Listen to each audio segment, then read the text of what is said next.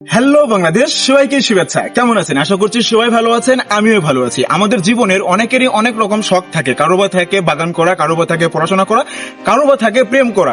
সেরকম একটা জায়গা আপনাদেরকে নিয়ে এসেছি। যদি প্রেম করতে চান তাহলে এই জায়গাটা আসতে পারেন। চলুন আজকে ঘুরে নিয়ে আসবো আপনাদেরকে সেই শখের পল্লী। সান্তাহার বাইপাস মোড় থেকে 20 টাকা দিয়ে অটো অথবা রিক্সায় করে আপনারা সরাসরি চলে যাবেন শখের পল্লীতে। মাঝে মাঝে আমি এরকম একটা দাঁত কেলিয়ে নিলাম যেতে যেতে। ধপাস করে এসে পড়েছি শখের পল্লী পার্কে। দেখছেন কত সুন্দর এই গেটটা, আসলে দেখতেও অসাধারণ লাগছে। নামটাও শখের পল্লী, না জানি কত কি শখ এখানে অপেক্ষা করছে। চলুন তাহলে প্রবেশ করি।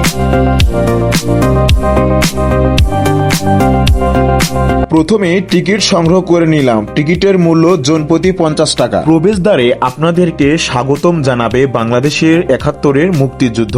এই পার্কের প্রতিষ্ঠাতা মুক্তিযোদ্ধা আলহাজ ইঞ্জিনিয়ার নজরুল ইসলাম। প্রথমেই স্বাগতম জানাচ্ছে আমাকে হাতছানি দিয়ে শিশু পার্ক। চলুন এবার আমরা শিশু পার্কে প্রবেশ করব।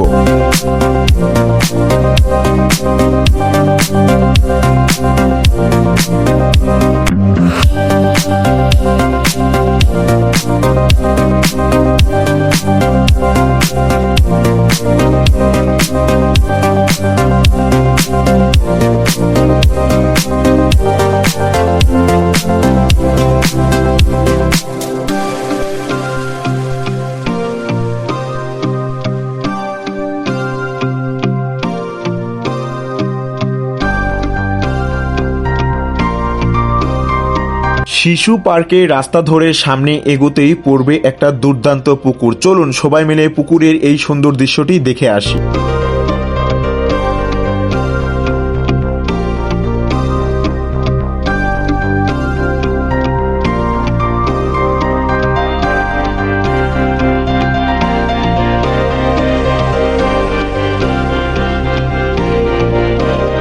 স্বাগতম বাঁশের কেল্লা রেস্টুরেন্ট। এখানে বসে আপনারা চা কফি থেকে শুরু করে অনেক কিছুই খেতে পারেন এবং তার সঙ্গে এখানে একটা মুক্ত মঞ্চ আছে, আপনারা চাইলে অনুষ্ঠানও করতে পারেন। এবার যাব গোসল করতে সুইমিং পুলে। চলুন সবাই টিং টিং টিং টিং করে রাস্তা ধরে আমরা সুইমিং পুলের দিকে যাব। সুইমিং পুলের দিকে যেতেই সুন্দর একটা পদ্ম পুকুর চোখে পড়বে। দুই পাশে রয়েছে দুটা সুন্দর মৎস্যকন্যা। ওয়াও, দেখতে কি দুর্দান্ত, কিন্তু হাত পা গুলো এতই বড় বড় যে ভাস্কর্যের কোনো ড্রয়িং পরিপ্রেক্ষিত কোনো কিছুই ঠিক নাই। জাস্ট শুধু সৌন্দর্য বর্ধনের জন্য এদের এইভাবে দাঁড়িয়ে রাখা হয়েছে। চলুন এবার আমরা একটু পদ্ম পাতার ক্লোজ শট দেখে আসবো। দেখছেন কত সুন্দর জলের বিন্দুগুলো পড়ে আছে।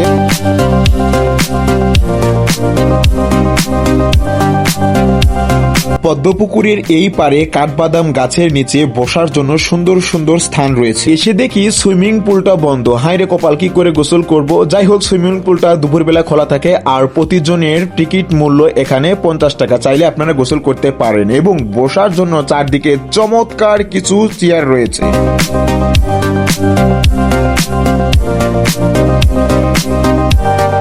মাঝখানে পেয়ে যাবেন আরেকটা সুন্দর পুকুর এবং এই পুকুরের চারপাশ দিয়ে ছোট্ট ট্রেনের মতো রাস্তা আছে এবং সেখান থেকে ঘোরা যায়। এই পাশে একটা ভাস্কর্য দেখতে পেলাম, সংগ্রামী মা নামের এই ভাস্কর্যটি দুর্দান্ত লাগছে দেখতে। তার পাশেই পেয়ে গেলাম স্পিড বোট পুকুর। এই পুকুরে সবাই নেমে স্পিড বোর্ডে সুন্দর করে ঘুরতে পারে।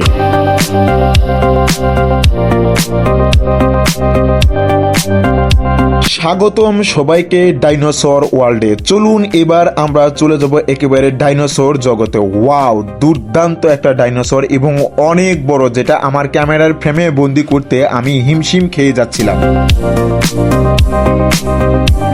অপর পাশেই দেখতে পেলাম ডাইনোসরের একটা ডিম এবং তার পাশেই রয়েছে ডিম থেকে সদ্য বের হওয়া একটা ডাইনোসরের বাচ্চা। দেখছেন কি লেভেলের হা করেছে, ওরে বাপ রে বাপ। তার পাশে রয়েছে সুন্দর একটি মা এবং শিশুর ভাস্কর্য। স্বাগতম জানাচ্ছে হা করে আমাদের সকলের প্রিয় গরিলা বৌদি। ওয়াও, কি দুর্দান্ত দেখতে গরিলা বৌদি তুমি।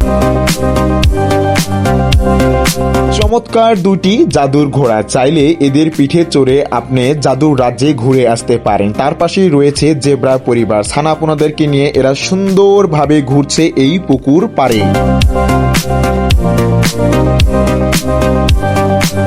চোখের সামনে ধরা পড়লো সুন্দর একটি প্রজাপতি গেট। কি দুর্দান্ত, তাই না? চলুন এবার আমরা এই প্রজাপতি গেটটা দেখতে দেখতে অন্যদিকেও চলে যাব। এই পার্কের ভিতরে আপনারা বিভিন্ন স্থানে ফুচকা, চটপটি এবং চাইনিজের দোকান দেখতে পাবেন এবং সেখান থেকে ঘুরতে ঘুরতে চমৎকার একটি গেট দেখলাম। দেখছেন কত সুন্দর করে এই বাদরগুলো ঝুলছে এই গেটে এবং এই গাছের ডিজাইনটাও দেখতে অপরূপ এবং অসাধারণ লেগেছে আমার কাছে, বিশেষ করে একেবারে জঙ্গলির মতো। পেটুক মামার পেট দেখে আমি তো পুরাই হতাশ। ওরে বাপ রে বাপ, এত বড় পেট তো কখনো দেখিনি, মনে হচ্ছে মহাবিশ্বই খেয়ে ফেলবে। স্বাগতম টাইগার ওয়ার্ল্ডে। চলুন এবার আমরা চলে যাব এই টাইগারের মুখের ভেতর দিয়ে প্রবেশ করে হাঁটতে হাঁটতে আমরা সামনের দিকে গেলেই সুন্দর করে দেখতে পাবো এই টাইগার সেন্টার। এখানেও বিভিন্ন ধরনের প্রোগ্রাম এবং অনুষ্ঠান হয়ে থাকে।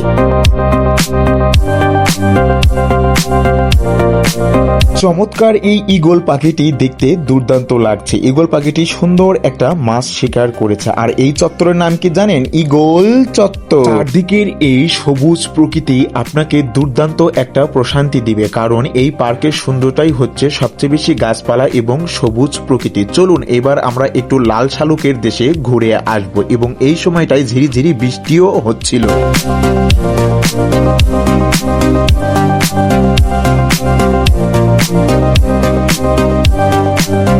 অনেক তো ঘুরে দেখলাম আজকের এই পার্কটা, তো অধিকাংশ আরো কিছু জায়গা আছে যেটা এই মুহূর্তে আপনাদের সঙ্গে শেয়ার করবো। তবে এইখানে একটা সুন্দর জায়গা দেখতে পাচ্ছিলাম আমি, দেখেন পিছনে দুটো পাখা, মনে হচ্ছে আমি উড়ে যাচ্ছি।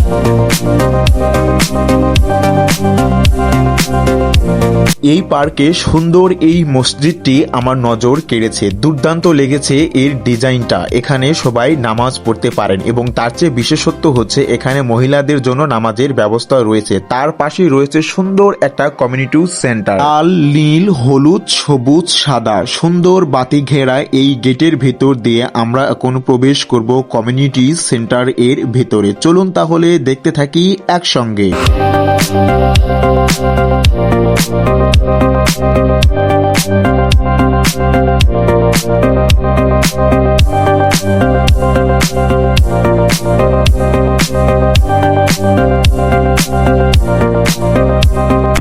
এই দাদাটাই এসে সুন্দর করে এই হলরুমের চাবিটি খুলে দিলেন এবং আমাকে বললেন আপনি সুন্দর করে ভিডিওটা ধারণ করবেন। স্বাগতম এই হলরুমে। অসাধারণ দুর্দান্ত পরিবেশ, দেখছেন কতটা সুন্দর লাগছে দেখতে।